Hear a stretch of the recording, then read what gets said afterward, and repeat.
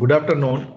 We were solving problems of kinetics of particles in the last class. We just started solving, and wherein we apply straight away Newton's second law in order to get what is the acceleration of the accelerated body. So that is the fundamental equation of governing for translation study alone, right? So you also have rotational motion or a combination of translation and rotation in case of physical geometry of the rigid body is considered. That we'll see maybe in the next class. We will continue with the particle kinetics today also, right? So we have solved a couple of problems in the last class to confirm the application of Newton's law to find out acceleration of the body, and that acceleration is further used to find out the motion parameter subsequently, right?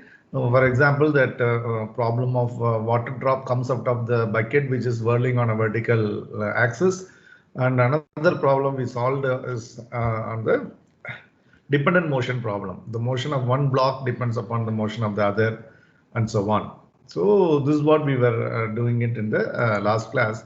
Today we will continue with the same topic of kinetics of particles, wherein we have only translational motion as an effect of system of unbalanced forces that are present in the unconstrained body.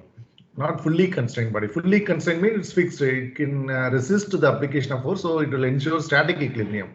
Partially constrained body are the one which are going to react to the unbalanced forces, and the expected motion will be in the direction of the resultant force. That's essentially what is described through Newton's second law. So you draw on one side free body diagram, on the other side you draw what is called effect diagram or kinetic diagram, right?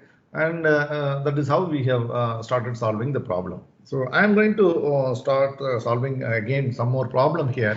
And today's class we are going to look at the other form of Newton's law. What are those, and how could you apply that in solving some typical problems? That's essentially is what I am going to teach.